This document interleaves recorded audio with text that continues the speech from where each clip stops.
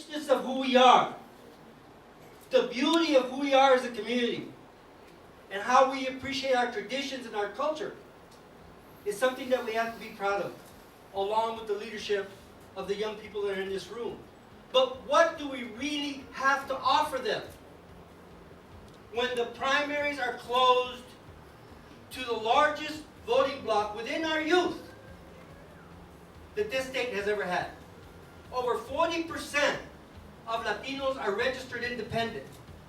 That means that every one of them will probably not vote in a primary.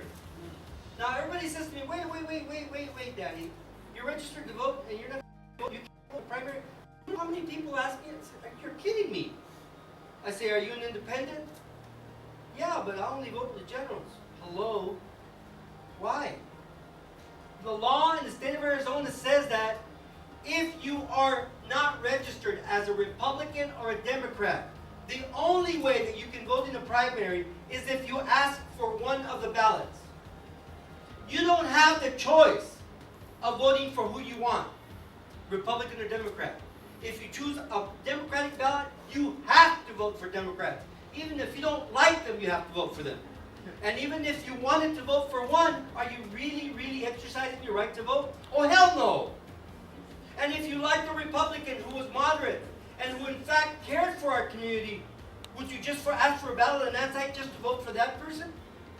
To me, the primaries in the state of Arizona are the biggest voter suppression that there is in this country, because people are not allowed to vote for who they want to vote for, not for the parties want them to vote for.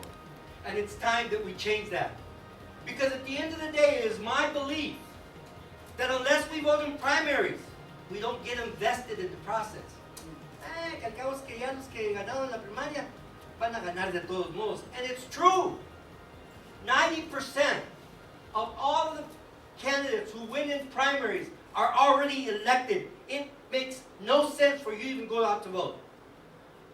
There are maybe 4 or 5 districts out of 30 in the state of Arizona, 4 or 5 districts in which you could make a difference if you got out to vote.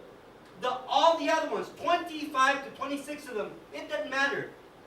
If you didn't vote in the primary, your choice is already made. And that's why our voter turnout is low. So it's kind of pushes against each other. One, no puedo votar because I have to ask for a ballot. Mucha batalla. Come around to the general, who am I going to vote for? They're already chosen. In our districts, let me tell you something. In Latino districts, we have some of the finest politicians that we could elect. Okay? We really do. But at the end of the day, on the primary, our politicians, Latinos, stop working. Why? Because they've been elected. They don't have to get you out in the general. And when they don't have to get you out, and nobody contacts you, and nobody talks to you because they have already won, guess what? We don't get out to vote.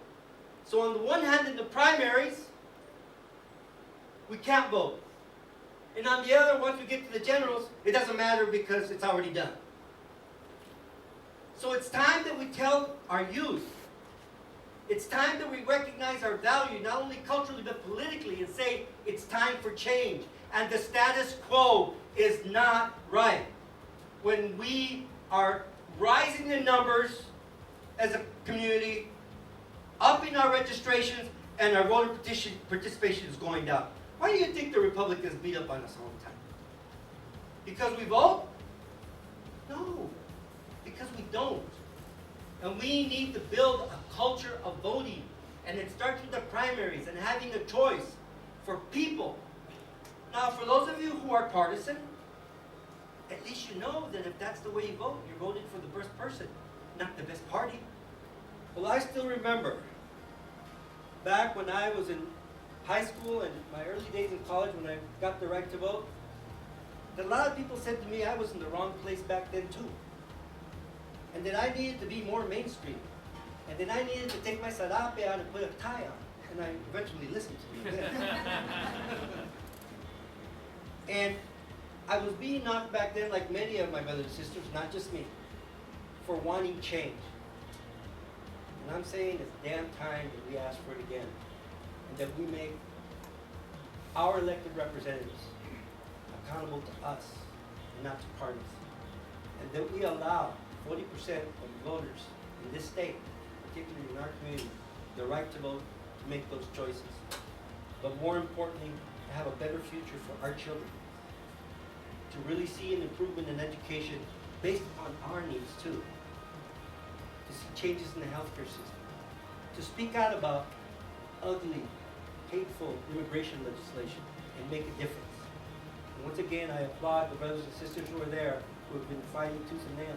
But at the end of the day, the press conferences aren't going to change the way those people think. The marchers are not going to change the way those people think. It's only our opportunity to vote. A vote that we can have if we open primaries is going to truly make a big difference. Thank you very much.